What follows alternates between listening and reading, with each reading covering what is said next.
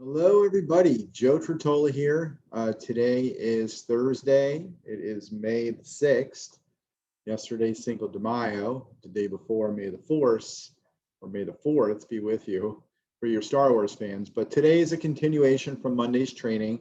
And what we're going to go over is the questions and answer session and a little bit of product explanation of how to confidently present cancer insurance plans to your prospects and your clients. So just a couple of disclaimers.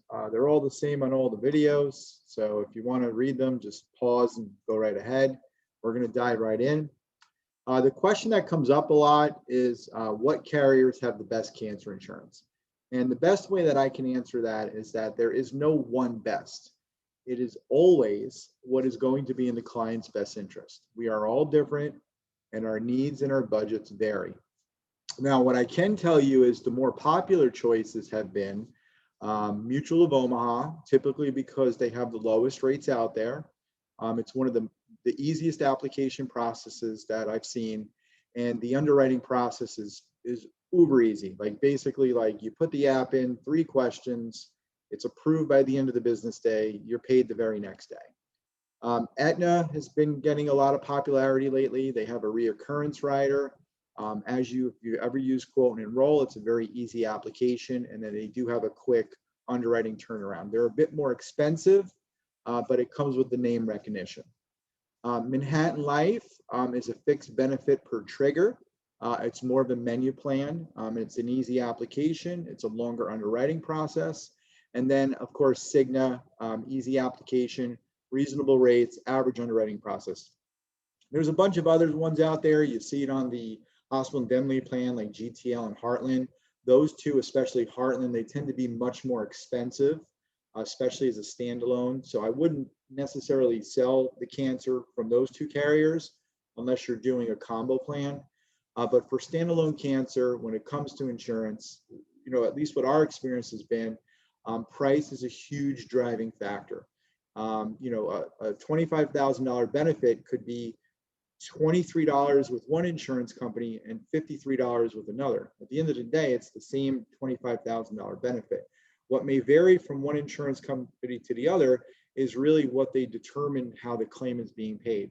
Some insurance companies pay on just the actual diagnosis of the cancer. Other insurance companies will pay if they get diagnosed with pre-cancer or cancer in situ. So really, again, answer to the question is, who has the best cancer insurance? Really, it comes down to what's going to be in the client's best interest. What I wanted to do really quick was I just wanted to show you what the Manhattan Life menu plan looks like, because it is very different than a lump sum benefit. So basically, they just kind of itemize out the various different benefits, and then they attach a price tag to the benefit. I'm personally not a big fan of that. I think I feel it's better for the client for them to just get that lump sum check. That way they can determine how they dispense the money and essentially what they do with it. Because at the end of the day, there's a lot more expenses that come into play than actual healthcare costs when somebody gets diagnosed with cancer. And that could be, loss of income. That could be strain on the breadwinner of the household, having to care for the person. It may have to be bringing in family members. I know when my father got diagnosed with cancer, I went up to New York 3 times in 5 months. Each one of those trips costs money. Now, I'm in a good position where, the expenses of those trips was not very much on us, but not everybody's in the position where their children could just fly right in to be with them. A lot of times the families have to pay to bring the children in. So that's why the lump sum can be really good for a lot of different people. Really quick, just kind of reiterate before I get into the questions and answers, who is the ideal client? I went over this before. The ideal candidates are always going to be Medicare Advantage members, especially those in a Part B give back plan. People turning age 65 and opting to enroll into an MA or an MAPD. And then, of course, anybody that has a Part D plan. So that would be people not in an MA or an MAPD. And then who is not an ideal candidate?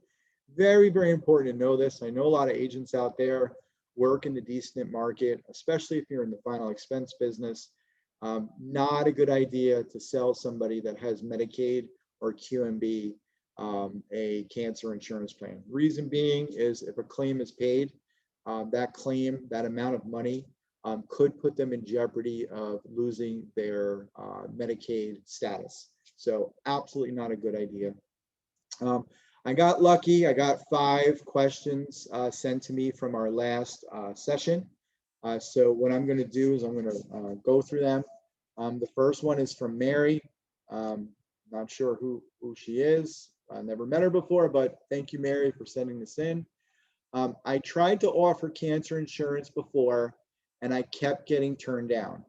My clients were telling me that they didn't have a history of cancer in their family. I didn't know what to say to them. It's a very valid objection. That's what we call an objection in the industry. So you're presenting a cancer insurance solution to them, and they say to you that I don't think I need something like this because there's no history of cancer in my family. Now that may be very true. You know, not every family has a history of cancer. But there's a couple of different ways you can address this. The way that I think would work good that you would want to address this, because this does come up pretty often, would be that I would just kind of get, really logical with them, not emotional. I know people buy an emotion, but I would go logical, and I would say, have you ever met anybody or known of anybody that was diagnosed with cancer? And I couldn't imagine anybody saying, no, I don't know anyone that was diagnosed with cancer. And so the natural answer to that question is yes. So then I would say after that, I would say, well, do you think that that person that got diagnosed with cancer was very excited to be the first person in their family to be diagnosed with cancer, assuming the family didn't have a history? So then you go silent for a little bit, and then you can kind of see on the person's face, like the light bulb goes off, and say, well, nobody puts in to be the first person to start the history of cancer in their family. That's how cancer affects us. We don't know who and when. And then I would bring them to the statistics. There's a website, it's called cancer.gov. It's run by the US government, .gov, and it's got all the statistics because the government does compile the data of people that are being diagnosed. So that's the route that I would take with that. The next, and a lot of times people think like they get cancer because of their lifestyle, and that's extremely true. Tobacco users are more likely to get cancer than non-tobacco users. People who eat a terrible, processed food diet are more likely to develop cancer than people who eat clean and healthy. So lifestyle absolutely plays a role. People who work in the petroleum industry. However, you do have to keep in mind that, there are so many people out there who lead a very happy and healthy lifestyle that still get diagnosed with cancer.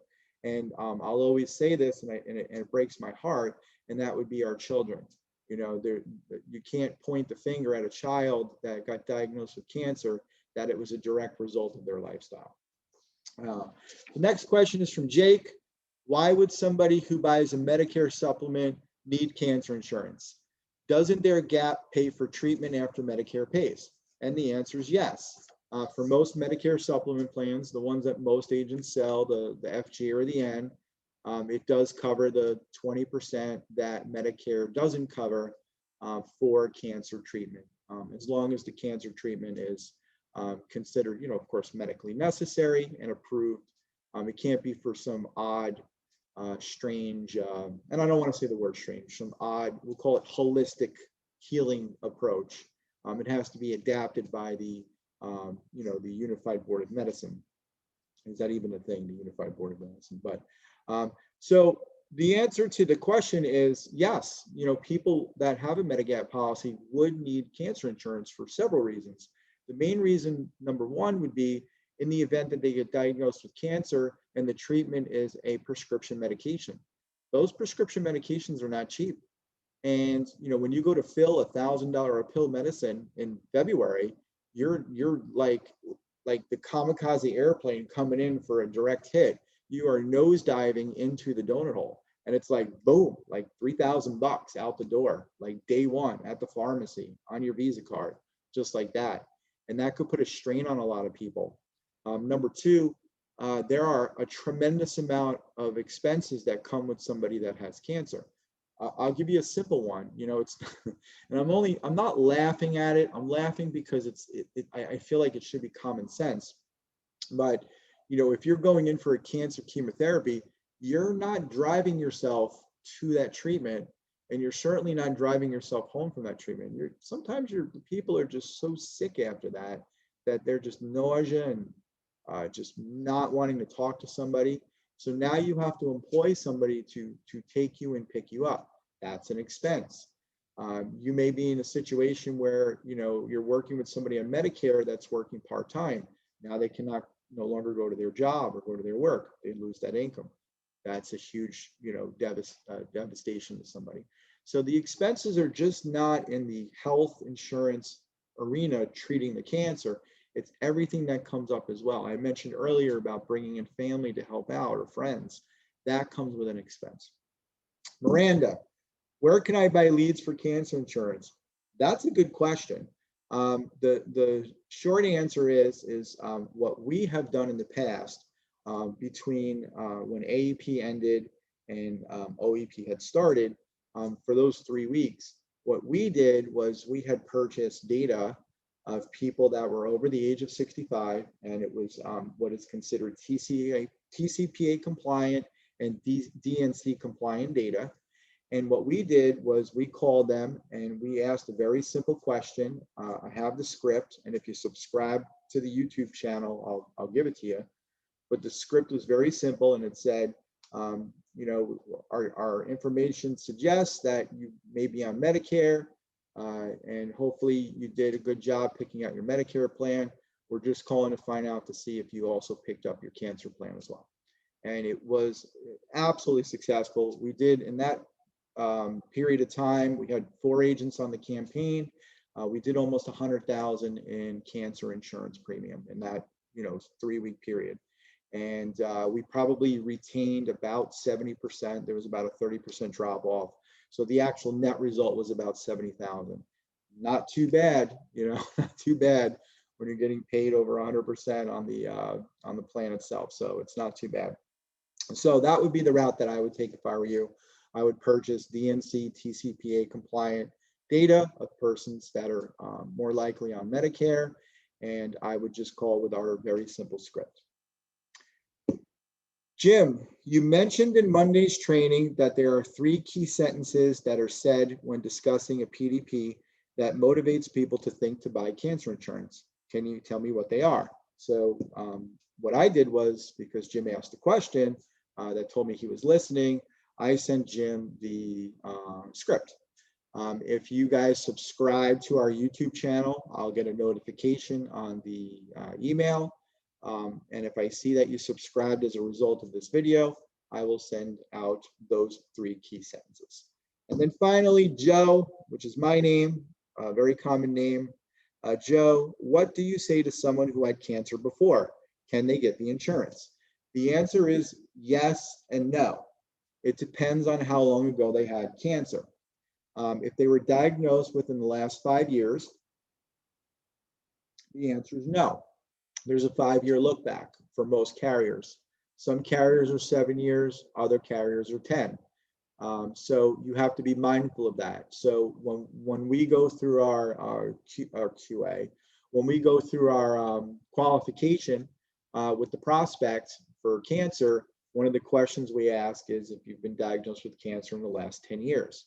If they say no, that's good, because saying no to that question clears them for all carriers.